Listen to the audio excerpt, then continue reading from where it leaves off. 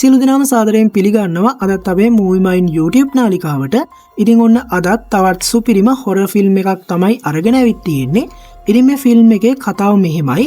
අද අපි කතාවේ ප්‍රධාන කතානායිකාව වෙන්නේ මේගන්. මේගන් කියන්නේ පොලිස් ඔෆිසර් කෙනෙක්. හැබැයි ඒක සිද්ධියක් නිසා එයා පොලිසියෙන් අස් වෙනවා. පොලිසියෙන් අස් වෙන මෙයා ජොබ් එකක් හොයන ගමන් ඉද්දි මෙයාට එක හොස්පිටල් එකක මෝචරියක ජොබ් එකක් ලැබෙනවා.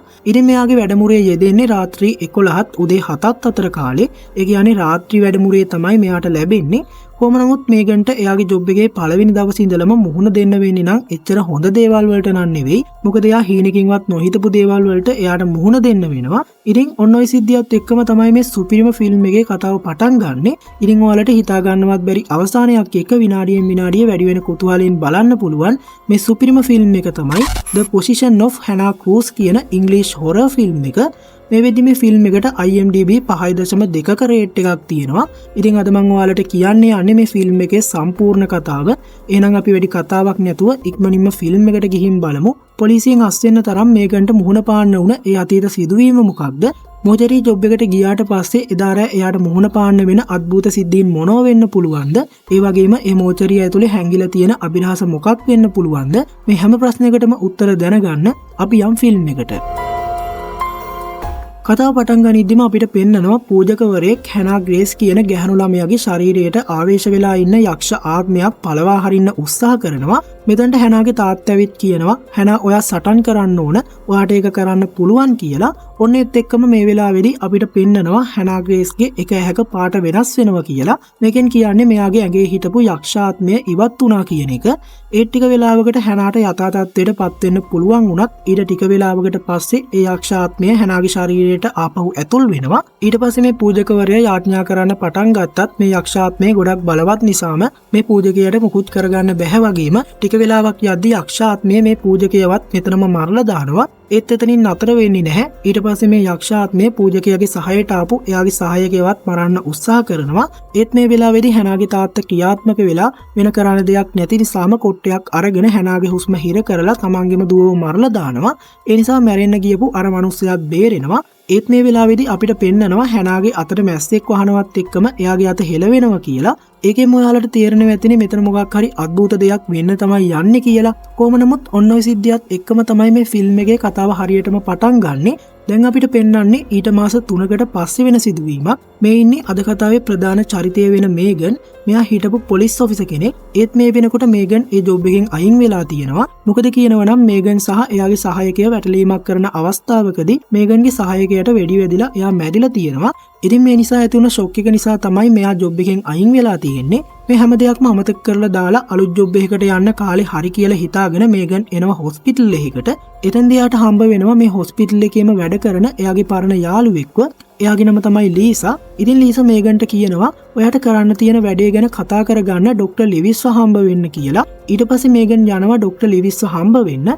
මේ වෙලාවේදී මේගන්ට ડોක්ටර් ලිවිස්ගෙන් දැනගන්න ලැබෙනවා මෙයාට මේ හොස්පිටල් එකේ මෝචරියේ රාත්‍රී වැඩමුළුව තමයි කරන්න වෙන්නේ කියලා. ඉතින් ડોක්ටර් ලිවිස් මෙයාට මේ වැඩේ කරන්න පුළුවන්ද කියලා ඇහුවත් මේගන් මේ වෙලාවේදී මේ වැඩේට කැමති වෙනවා.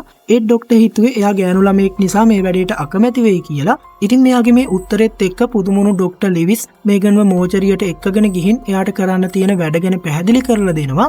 ඉතින් මේගන්ට කරන්න තියෙන්නේ මේ මෝචරියට මල සිරුරක් ආවහම මේ මල සිරුරේ ෆොටෝස් සහ ඇඟිලි සලකුණු අරගෙන ඒවා ඩේටාබේස් එකට ඇතුළු කරන එක.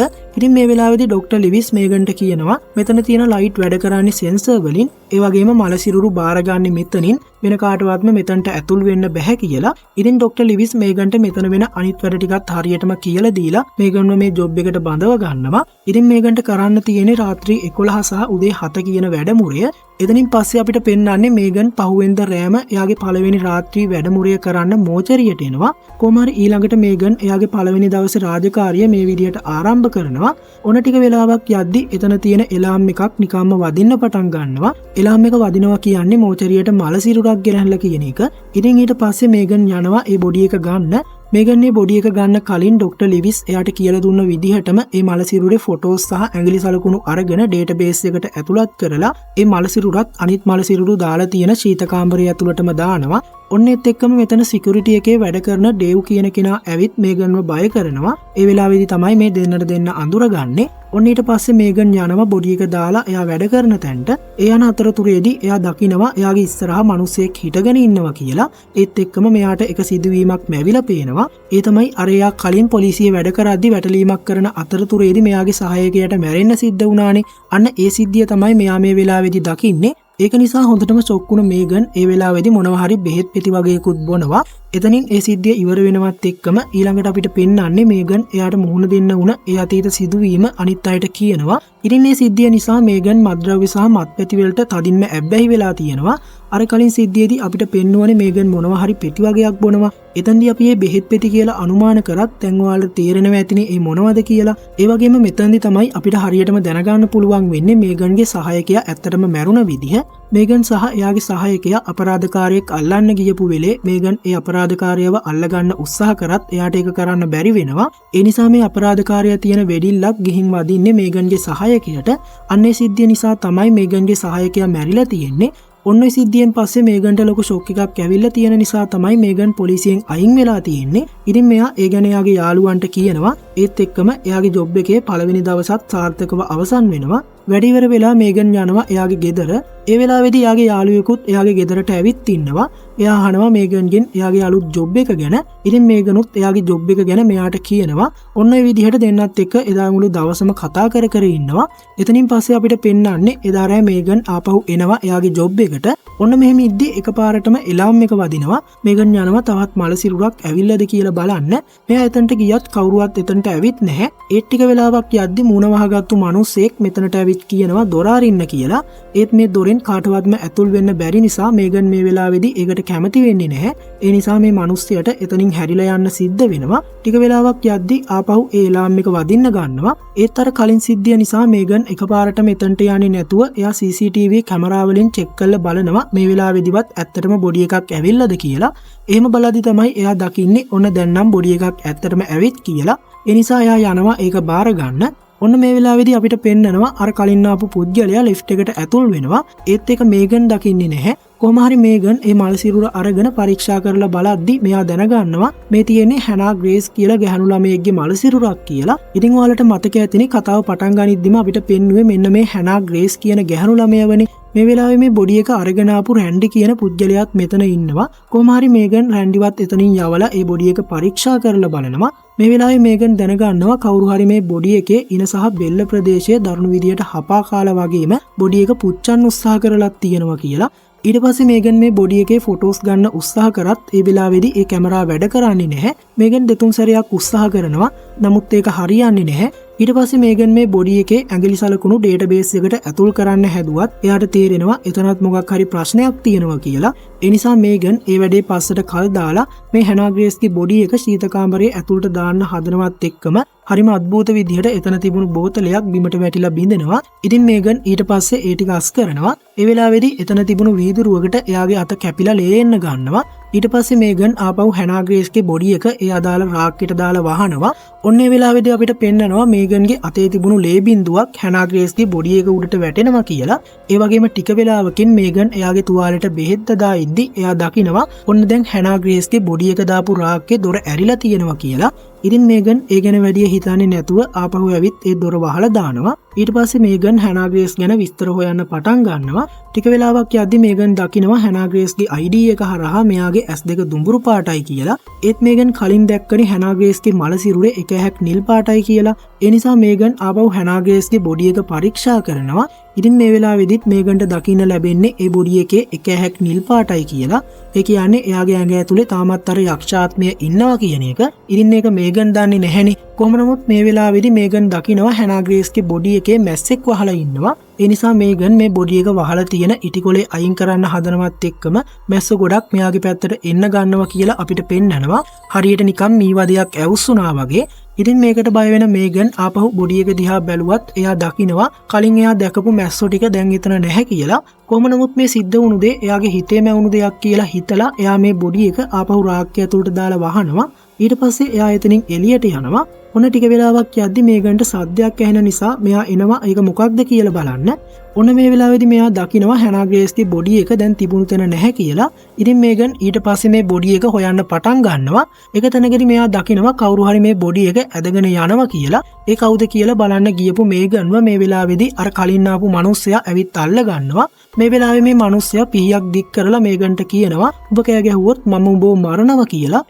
ඒතිරින් මේගන් පොලිසියනේ වැඩ කරේ. කොහොම හරි මේගන් මේ මිනිස්සයාටත් ගහලා ආපහු මේ බොඩි එක අරන් යන්න හදද්දි එයා දකිනවා අර මිනිස්සයා මෙතනින් පැනගෙන කියලා. ඉතින් මේගන් යනවා ඒ මිනිස්සයව හොයාගෙන. මේ වෙලාවේ මේගන් සිකියුරිටි එකට කෝල් කරලා කියනවා කවුරු හරි පල්ලෙහා ඉන්නවා දැම්ම පොලිසියට කෝල් කරන්න කියලා. එහෙම කියලා එයා ආපහු යනවා අර මිනිස්සයව හොයන්න. ඔන්න ටික වෙලාවක් යද්දි මේගන් දකිනවා අර මිනිස්සයා හැනාගේස්ගේ බොඩි එක දැන් පුච්චන්න හදන්නේ කියලා. ඔන්න ඒත් එක්කම ඒ වෙලාවේදී සිකියුරිටි එකෙන් ඇවිත් ඒ මිනිස්සයව අල්ල ගන්නවා. ඒ වෙලාවේදී අපිට පෙන්නනවා ඒ වෙන කවුරුවත් නෙවෙයි මේ හැනාගේස්ගේ තාත්තා කියලා. මේ මිනිස්සයා මේගන්ට කියනවා මම කියන දේ අහලා ඒක විනාශ කරලා දාන්න. එයා තාම මැරිලා නැහැ කියලා. ඒත් මෙතන ඉන්න කට්ටිය ඒක විශ්වාස කරන්නේ නැති නිසා සිකියුරිටි එකෙන් මේ මිනිස්සයව පොලිසියට ගෙනියනවා. කොහොම නමුත් ඊළඟට මේගන් මේ මලසිරුර ආපහු රාක්කෙට දාලා වහන්න හදද්දි මෙයා දකිනවා මේ මලසිරුර හෙල්ලෙනවා කියලා. මේ වෙලාවේදී නම් මේගන් හොඳටම බය වෙනවා. ඉතින් ඔයාලට හිතා ගන්න පුළුවන් කෙනෙක් මෝජරියක් ඇතුලේ තනියම ඉද්දි මේ වගේ දෙයක් වුණොත් කොහොම තියේද කියලා. ඉතින් මේ මොකක්ද උනේ කියලා බලන්න බොඩි එක එළියට ගන්නවත් එක්කම මේගන්ට පොලිසිය වැඩ කරන එයාගේ යාළුවෙක්ගෙන් කෝල් එකක් එනවා. එතෙන්දී අපිට පෙන්නනවා මේ හැනා ග්‍රේස්ගේ බොඩි එක අద్భుත ආකාරයට හෙලවෙනවා කියලා. ඉතින් කෝල් එක කට් කරලා මෙතනට එන මේගනුත් දකිනවා කලින් බොඩි එක තිබුණු විදියට නෙවෙයි දැන් තියෙන්නේ කියලා. ඉතින් මේගන් මේ බොඩි එකට ලං වෙලා බලද්දි මෙයා දකිනවා මේ බොඩි එක එකපාරටම එයාගේ කට අරිනවා කියලා. ඒත් එක්කම එයා හොඳටම බය වෙනවා. ඔන්න ටික වෙලාවක් යද්දි මෙතනට ලීසා එනවා. ඉතින් මෙයා ලීසටත් මේ සිද්ධිය ගැන කිව්වත් එයා මේ වෙලාවේදී ඒක විශ්වාස කරන්නේ නැහැ. එයා හිතන්නේ මේගන් මේ හැම දෙයක්ම හිතේ මවාගත්ත දේවල් කියලා. ඊට පස්සේ ලීසා මේගන්වත් එක්කගෙන යනවා මොනවා හරි කන්න කියලා හිතාගෙන කැන්ටින් එකට. මේ වෙලාවේදීත් මේගන් කතා කරන්නේ මෙයාගේ සහායකයට වෙච්ච දේ ගැන. ඉතින් ටික වෙලාවක් යද්දි මෙතනට සිකියුරිටි එකේ වැඩ කරන ඩේව් කියන කෙනා ඇවිත් මේගන්ට කියනවා ඔයාව හම්බ වෙන්න පොලිසිය ඔෆිස් කෙනෙක් ඇවිත් ඉන්නවා කියලා. ඉතින් මේගන් යනවා එයාව හම්බ වෙන්න. ඒ වෙලාවේදීම අපිට පෙන්නනවා හැනා ග්‍රේස්ගේ බොඩි එක දාලා තිබුණු රාක්කේ දොර ඉබේටම ඇරෙනවා වගේම ඒක ඇතුලේ ඉඳන් මොනවා හරි දෙයක් එළියට එනවා කියලා. හරි ඉතින් වීඩියෝ එකට පොඩි බාධා කිරීමක් කරනවා. ඉතින් ඔයා තාම අපේ channel එක subscribe කරන්නේ නැතුව නම් මේ වීඩියෝ එක බලන්නේ දැන්ම ගිහින් subscribe කරන්න. මොකද ඉදිරියටත් මේ වගේ හොල්මන් අභිරහස් සම්බන්ධ වීඩියෝස් අපේ channel එකේ ඔයාලට බලා ගන්න පුළුවන් වේවි. ඒ නිසා දැන්ම ගිහින් subscribe කරලා එකතු වෙන්න. හරිනේ. එහෙනම් අපි ආපහු කතාව පැත්තට හැරිමු. එතනින් පස්සේ අපිට පෙන්නන්නේ මේගන්ව හම්බ වෙන්න ඇවිත් ඉන්න එයාගේ පොලිසිය වැඩ කරන යාළුවව. ඉතින් මේ දෙන්න ටිකක් කතා කර කර ඉඳලා මේගන් ඇවිත් ඩේව්ට කියනවා මම ඉක්මනට එන්නම් එතකන් ඔයා මෙතන ටිකක් බලා ගන්න කියලා. ඒ වෙලාවේ එතන තිබුණු බෝලෙකුත් අරගෙන ගිහින් සෙල්ලම් කර කර ඉන්න ඩේව්ට එතන මෝචරිය පැත්තෙන් සද්දයක් ඇහෙනවා. ඒ නිසා ඩේව් ඒ පැත්තට යනවා. මේ අතරේ මේගන් හැනා ග්‍රේස්ගේ ඇඟිලි සලකුණු ටික අරගෙන ගිහින් මෙයාගේ යාළුවට දීලා කියනවා මේ ටික පරීක්ෂා කරලා බලලා මට විස්තරයක් දෙන්න කියලා. ඒ වගේම මේගන් මේ වෙලාවේදී මෙයාගේ යාළුවට කියනවා හැනා ග්‍රේස්ගේ බොඩි එකේ තියෙන ෆොටෝ එකේ එයාගේ ඇස්වල පාට දුඹුරු වුණත් දැන් බොඩි එකේ ඇහැක් නිල් පාටයි කියලා. එතනින් පස්සේ අපිට පෙන්නන්නේ මෝචරිය පැත්තෙන් සද්දයක් ඇහුණ නිසා ඒ මොකක්ද කියලා බලන්න ගියපු ඩේව්. ඉතින් ඒ සද්දය ඇහිලා තියෙන්නේ හැනා ග්‍රේස්ගේ බොඩි එක දාලා තියෙන ඒ රාක්කය ඇතුලෙන්. ඒ නිසා ඩේව් ඒ රාක්කේ දොර අරිනවත් එක්කම ඩේව්ව ඒක ඇතුළට ඇදලා ගන්න මේ යක්ෂාත්මය උත්සාහ කරනවා. නමුත් ඒ යක්ෂාත්මය බලගත්තු නිසාම ඩේව් එතනින් පැන ගන්න උත්සාහ කරත් ඒක ලේසි වෙන්නේ නැහැ. ඒ කියන්නේ එයාව මේ රාක්කය ඇතුළට ඇදිලා යනවා. ඒ වගේම ඊළඟට ඒකේ දොරත් ලොක් වෙනවා. ඒකෙන් කියන්නේ ඩේව්ගේ කතාව මෙතනින් ඉවරයි කියන එකනේ. ඔන්න ටික වෙලාවක් යද්දි මේගන් මෙතනට ඇවිත් ඩේව්ව හෙව්වත් එයාට ඩේව්ව හොයාගන්න හම්බ වෙන්නේ නැහැ. මොකද ඇත්තටම ඩේව් මේ වෙනකොට මැරිලානේ. ඉතින් ඒක එයා දන්නේ නැහැ. ඔන්න ටික වෙලාවක් යද්දි ටොයිලට් එකේ ඉන්න මේගන්ට සද්දයක් ඇහෙන නිසා මෙයා අහනවා ඩේව් ඔයා ඔතන ඉන්නවද කියලා. ඒත් එක්කම ඩේව් අර කලින් සෙල්ලම් කර කර හිටපු අර බෝලේ රෝල් වෙලා එයා ඉන්න තැනට එනවා.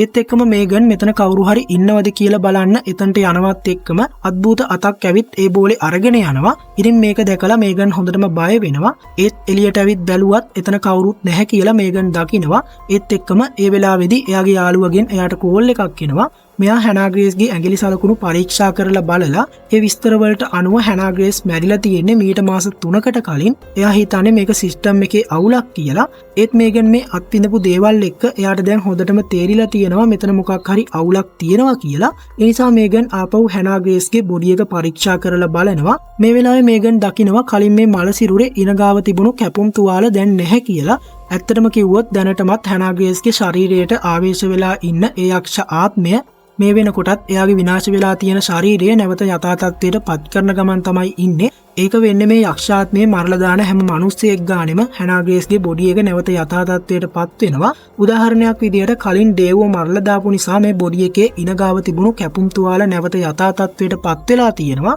ඊට පස්සේ මේගන් ආපහු මේ බොඩි එක රාක්කය ඇතුළට දාලා මෝචරිය ගාව තියෙන CCTV කැමරා පරීක්ෂා කරලා බලන්න පටන් ගන්නවා.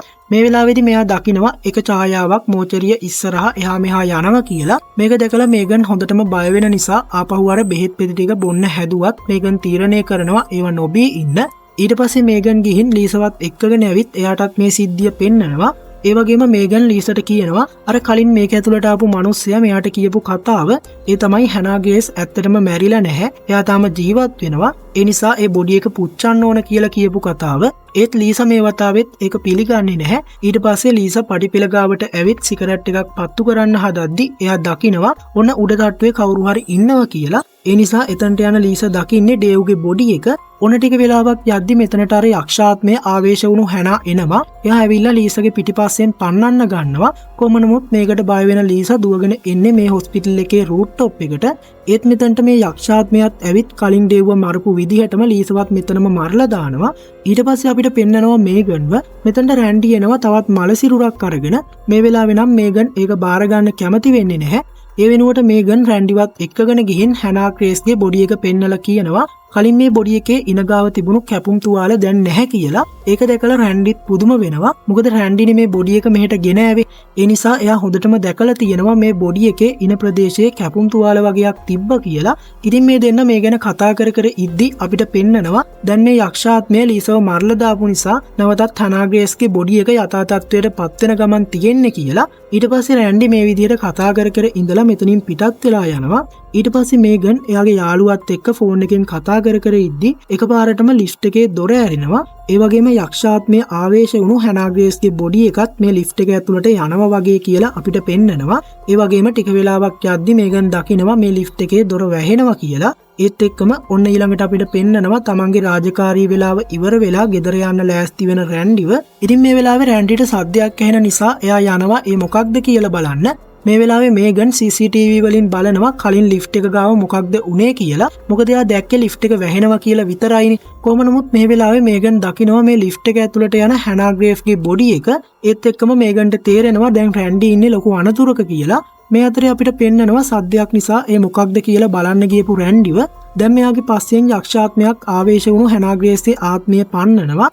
මේ වෙලාවේ රැන්ඩි කොහොම හරි බේරෙන්න කියලා හිතාගෙන හැංගුණත් අර යක්ෂාත්මය එයාව හොයා ගන්නවා. ඔන්න ටික වෙලාවකට පස්සේ රැන්ඩිව හොයාගෙන ආපු මේගන් දකිනවා අර යක්ෂාත්මය රැන්ඩිවත් මේ වෙද්දි මරලා දාලා කියලා. මේ සිද්ධිය නිසා මේගන් පොලිසිය වැඩ කරන එයාගේ යාළුවට කෝල් එකක් ගන්නවා. මේ වෙලාවේ මේගන්ගේ යාළුවා එයාට කියනවා කලින් අර මෝචරිය ඇතුළට ආපු මිනිස්සයව පොලිසියෙන් අරගෙන යද්දි එයා දෙන්නෙක්ව මරලා එතනින් පැනගෙන කියලා. ඒ කියනවත් එක්කම මේ මිනිස්සයා ඇවිත් මේගන්ව අල්ල ගන්නවා. ඒ වෙලාවේ මේ මිනිස්සයා මේගන්ව එක්කගෙන ගිහින් හැනා ග්‍රේස්ගේ බොඩි එක අරගෙන බලද්දි මෙයාලා දකිනවා එයාගේ බොඩි එක දැන් එන්න යථා තත්ත්වයට පත් වෙනවා කියලා. මේ වෙලාවේ මේ මිනිස්සයා මේගන්ට කියනවා මේ මල සිරුර ඇතුලේ යක්ෂාත්මයක් ඉන්නවා. පල්ලියෙන් කිව්වා මේකෙන් අයින් වෙලා ඉන්න කියලා. ඒත් මට මගේ ළමයව අතාරින්න බැහැ කියලා. ඔන්න මේ වෙලාවේදී තමයි මේගන් දැනගන්නේ මේ ඉන්නේ හැනා ග්‍රේස්ගේ තාත්තා කියලා. ඒත් එක්කම මේ මිනිස්සයා කියන්න පටන් ගන්නවා හැනා විෂාදය කියන රෝගයෙන් පෙළුණා. ඒ නිසා යක්ෂාත්මය හැනාට ලං වුණා. ඒ වගේම මේ යක්ෂාත්මය ක්‍රමයක් හොයාගෙන හැනාගේ ඇඟ ඇතුළට ඇතුල් වුණා කියලා.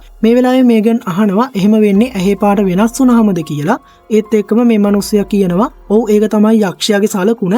ඒ වගේම මම කොයිතරම් යාති කර්ම කරත් ඒව වැඩක් වුණේ නැහැ. ඒ යක්ෂාත්මය හැනාගේ ශරීරයේ අතෑරීම නැහැ. අන්තිමට මට අනිත් අයව බේරගන්න ඕන නිසා මගේ අත් දෙකෙන්ම හැනාගේ හුස්ම හිර කරලා එයාව මරන්න වුණා. ඒත් යක්ෂාත්මය ගොඩක් බලවත්. එයා මැරුණත් එයාගේ ශරීරයේම ඒ ආත්මය රැඳුණා. අපි ඊළඟ දවසේම හැනාගේ ශරීරය වලලන්න ගියා. ඒත් එයාගේ ශරීරය මෝචරියෙන් අතුරුදහන් වෙලා මේ වෙද්දි මේ යක්ෂාත්මය මිනිස්සු 4 දෙනෙක්ව මරලා දාලා කියලා එයා කියනවා. ඊට පස්සේ ආපහු මේ මිනිස්සයා මේගන්ට කියනවා අපි මේ මල සිරුර පුච්චල විනාශ කරලා දාන්න ඕන කියලා. ඉතින් මේගනුත් මේක අහලා ඒ දෙන්නම යනවා මේ මල සිරුර පුච්චල විනාශ කරන්න. ඒත් ඒක මේ දෙන්නට ලේසි වෙන්නේ නැහැ. මොකද ඒ යක්ෂාත්මය මේ මිනිස්සයව උඳුනට දාලා පුච්චල දානවා. ඉතින් එතනින් නවතින්නේ නැතුව ඊට පස්සේ මේ යක්ෂාත්මය මේගන්ගේ පස්සෙනුත් පන්නන්න පටන් ගන්නවා. ඊළඟට අපිට පෙන්නනවා මේ හොස්පිටල් එකට එන මේගන්ගේ යාළුවා දකිනවා රැන්ඩි මැරිලා ඉන්නවා. මෙයා මේ වෙලාවේ පොලිසියට කතා කරලා කියනවා හොස්පිටල් එකේ මිනි මැරුමක් වෙලා තියෙනවා මට සහාය අවශ්‍යයි කියලා. ඊට පස්සේ මෙයා මේගන්ව හොයාගෙන මෝචරියට යනවා. මේ අතරේ අපිට පෙන්නනවා මේ යක්ෂාත්මය මේගන්ව එක පැත්තකට ඇදගෙන යනවා කියලා. ඒත් එක්කම මේගන්ගේ යාළුවත් මේගන්ව හොයාගෙන මෝචරිය ඇතුළට එනවා. මේ වෙලාවේ අපිට පෙන්නනවා මේගන් ඉන්නේ හැනාග්‍රේස්ගේ බොඩි එක දාලා තිබුණු තැන කියලා. ඒ වගේම එයා දකිනවා ඩේව්ගේ සහ ලීස්ගේ බොඩිස් දෙකත් මේක ඇතුලේ තියෙනවා කියලා. කොහොම නමුත් මේගන්ට මේකේ දොරත් අරගෙන ඒකෙන් එළියට එන්න පුළුවන් වෙනවා. ඒත් එක්කම එතනට මේගන්ගේ යාළුවා සහ සිකියුරිටි ඔෆිසර් කෙනෙකුත් එනවා. මේ වෙලාවේදී මේ සිකියුරිටි ඔෆිසර් දකිනවා හැනාග්‍රේස්ගේ බොඩි එක. ඒ නිසා මේ අය මෙතනින් පැන ගන්න උත්සාහ කරත් මේ යක්ෂාත්මය ඒ සිකියුරිටි ඔෆිසර්ව මරලා දානවා. ඒත් එක්කම අපිට පෙන්නනවා හැනාග්‍රේස්ගේ ශරීරය දැන් එන්න මේ යථා තත්ත්වයට පත් වෙනවා කියලා. ඒත් එක්කම මේගන්ගේ යාළුවා මේ බොඩි එකට වෙඩි තියන්න හැදුවත් එයාට ඒක ලේසි වෙන්නේ නැහැ. මොකද මේ වෙලාවේ මේ යක්ෂාත්මය එයාවත් මරන්න උත්සාහ කරනවා. ඒත් මේගන් ක්‍රියාත්මක වෙලා එයාගේ යාළුවගෙන් තුවක්කුව අරගෙන යථා තත්ත්වයට පත් වෙලා ඉන්න හැනාග්‍රේස්ගේ බොඩි එකට වෙඩි තියන්න ගන්නවා. මොකද එයා දන්නවා එයාගේ ශරීරයට තුවාල වුණොත් ඒ ආත්මයේ තියෙන බලය අඩු වෙනවා කියලා. එයා බලාපොරොත්තු වුණා වගේම එයා වෙඩි තියන සැරයක් ගානේ ඒ යක්ෂාත්මයේ බලය අඩු වෙනවා. කොහොම නමුත් මේගන් මේ කරපු වැඩේ නිසා මේගන්ගේ යාළුවත් බේරෙනවා. ඒ වගේම ඊට පස්සේ මේ දෙන්න එකතු වෙලා මේ හැනාග්‍රේස්ගේ මල සිරුරත් අරගෙන ගිහින් පුච්චල විනාශ කරලා දානවා. ඔන්න ඊට පස්සේ මෙතනට පොලිසියනුත් එනවා. ඒත් එක්කම එයාගේ රාත්‍රී වැඩමුළුවත් අවසන් වෙනවා කියලා පෙන්නන ගමන්ම තමයි මේ සුපිරිම හොරර් ෆිල්ම් එකේ කතාව ඉවර වෙන්නේ. ඉතින් මොකද හිතන්නේ මේ ෆිල්ම් එක ගැන? ඔයාගේ අදහස පහලින් කමෙන්ට් කරගෙන යන්න. මොකද හොරර් ෆිල්ම් බලන්න කැමති අයට මම මේ පොසිෂන් ඔෆ් හැනා ක්‍රූස් කියන හොරර් ෆිල්ම් එක highly recommend කරනවා. ඒ නිසා අනිවාර්යෙන් ගිහින් බලන්න. ඒ වගේම මේ වගේ ගොඩක් හොල්මන් මූවි රිවිව්ස් ඔයාලට අපේ channel එකේ බලා ගන්න පුළුවන්. ඒ නිසා ඒවත් ගිහින් බලන්න කියලා මතක් කරන ගමන්ම අදට ගිහින් එන්නම්. ඔයාලා හැම දිනෙකටම සුබ දවසක්.